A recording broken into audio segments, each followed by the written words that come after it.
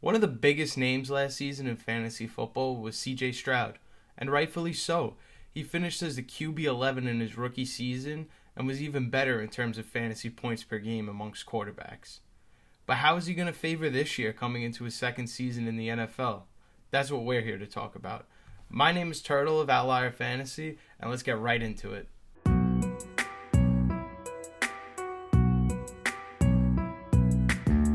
CJ Stroud was 10th in fantasy points per game as a rookie and finished as the QB 11 overall.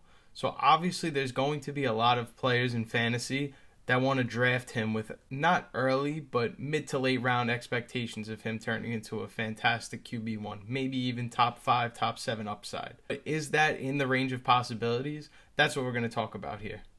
Before we debate if CJ Stroud can be a top 10 quarterback in fantasy, let's go over some of the players who finished in the top 5.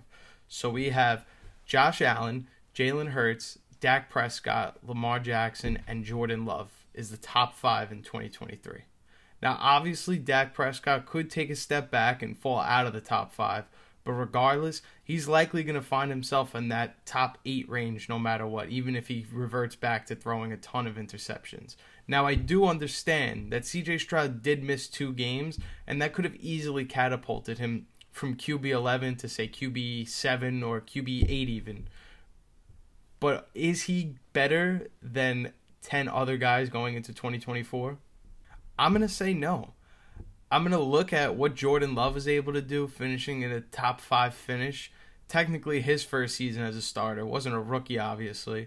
But if you take a look, he had 10 more rushing and passing touchdowns than CJ Stroud did last season. So that's what's going to separate the two from being, back-end QB1 to elite QB1. I do believe Jordan Love is worth taking early in fantasy football drafts this season just because of the sheer capability that he showed throwing over 30 passing touchdowns, 32 to be exact. When comparing the two between CJ Stroud and Jordan Love, their completion percentages are pretty similar, give or take tenths of a percent.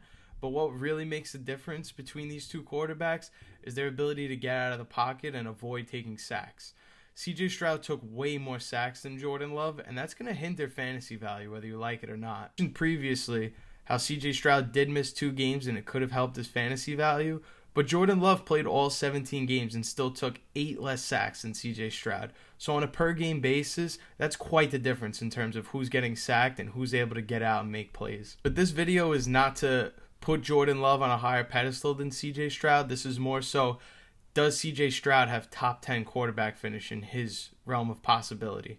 And it is possible, but here's why I'm going to tell you it may not be as possible as you think. I do believe that it's solidified that the top 5 is going to be somewhere in the range of Josh Allen, Jalen Hurts. I'll put Patrick Mahomes in there instead of Dak Prescott just to be safe, but Lamar and Jordan Love will also be in this top 5. So I don't think top 5 is in the realm of possibility for CJ Stroud.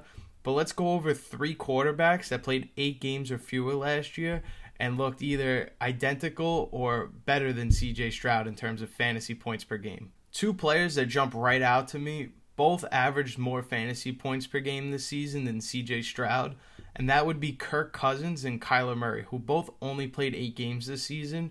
Granted, Kirk Cousins played the first 8, Kyler Murray played the last 8, but regardless, both of these quarterbacks looked head and shoulders elite fantasy value and could potentially be sneaky in fantasy football drafts this year, as they're probably going to go lower on people's radar considering the emergence of guys like Jordan Love, emergence of CJ Stroud. There's going to be ways to get a quarterback bargain this year, and I think Kirk Cousins and Kyler Murray could both be those guys.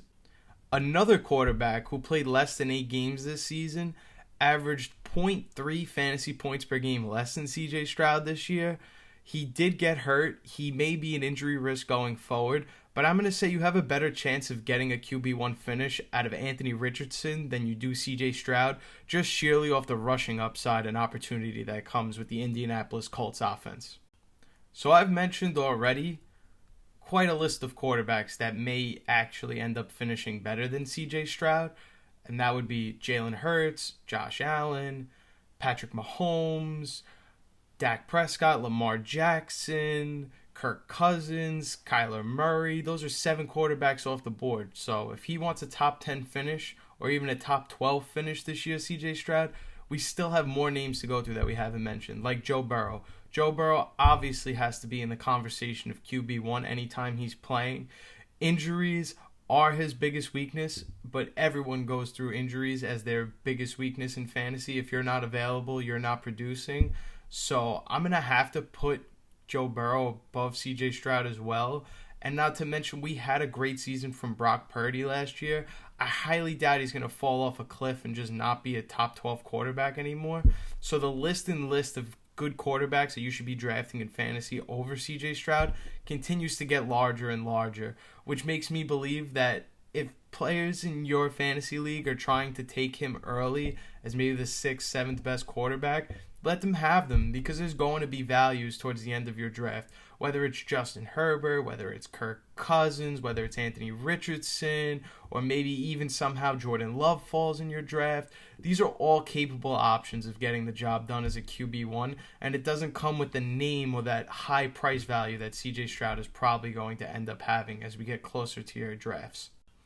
I haven't even discussed in this video how Justin Herbert definitely has the potential to be a top 12 quarterback or even top 10 quarterback over CJ Stroud, but I'm going to save that for another video because I want to do a deeper dive on how Coach Harbaugh and Justin Herbert may or may not be such a great thing for the NFL. But if I had to name off the top of my head 10 players, not even including the rookie class that's going to come in with Caleb Williams and Drake May, if I had to give you 10 quarterbacks from last season that played that will finish in the top 10 this season, I'd feel really good about saying Josh Allen, Jalen Hurts, Lamar Jackson, Joe Burrow, Patrick Mahomes, Dak Prescott, Kirk Cousins, Kyler Murray, Tua Tagovailoa, Jared Goff, all feel like they're a little more stable in terms of fantasy production.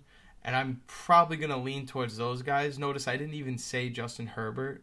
Now, obviously, my rankings don't consider that any one of these 10 guys could get injured, and that would slide CJ Stroud into that QB1, strong QB1 value. But I still don't really see many opportunities, and given his low touchdown rate, I don't know if there's truly a way that CJ Stroud's going to elevate his game and become a 35 touchdown pass guy. They're very successful running the football team. Dameon Pierce should have a better season this year than he did last year. I know Devin Singletary took all of his work, but giving him another year to understand this new run scheme that he's in a zone read concept, I believe that the Texans want to run the ball. That doesn't mean that they don't have the weapons to throw it, but giving CJ Stroud less attempts is probably better for them to win throughout the 2024 season. So I'm not loving the idea of taking CJ Stroud so early. I do think Anthony Richardson does have more potential with his rushing upside to be a better quarterback in fantasy in 2024 than CJ Stroud. But like I said, obviously injuries can easily derail any one of these 1, 2, even 3 or 4 guys off this list, and then CJ Stroud can slide in as a top 10 quarterback. But with the way things look now in the offseason and everyone's healthy, I'm not going out of my way to reach for somebody like CJ Stroud. It doesn't mean he's not a phenomenal player. I think he is a great player, but we have a ton of talented quarterbacks in the NFL, and with his limited upside in rushing and his high ability to be taking sacks in the pocket instead of getting out and making plays, I don't really see many opportunities for CJ Stroud to be an elite QB1. Right now, I'm checking on Underdog as we speak. I'm going through and I'm looking at where they have CJ Stroud ranked in ADP, and he's going right in the 5th round, and he's a QB5. And I think that's dangerous potential to be playing with this player here. Given the landscape of the quarterback position in the NFL, there's a ton of talent, and I'm not sure he's going to crack that top 10 or maybe even top 12 finish. He might just finish again as a QB11, which wouldn't be too insane in my opinion.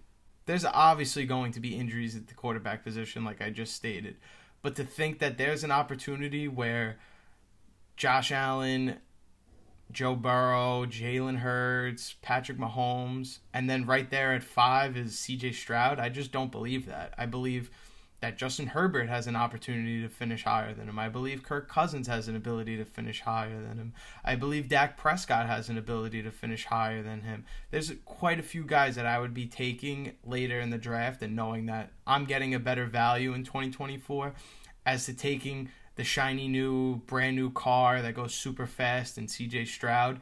I think it's just a name and people are overvaluing his name. And hopefully, as we get closer to real drafting season, that he'll start to fall down a little bit and hit like QB8, QB9, QB10, because I think that's a way more fair expectation. But in this world that we live in, and recency bias is everything, a lot of players are going to want that shiny new car because it's the shiny new toy on the block, and he was fantastic last year. I'm not taking anything away from him. He could have played 2 more games last season, and like I said, been a QB8, been a QB9 overall. But to be taking him at QB5 when there's more quarterbacks coming into the league next year that may even finish higher than him, like a Caleb Williams, I think that's crazy to me. But like I said, if you disagree with me, let me know in the comments. If you enjoyed this video, give me a thumbs up. I would really appreciate it. And that's all I got for you guys today. I'm Turtle signing out. Peace.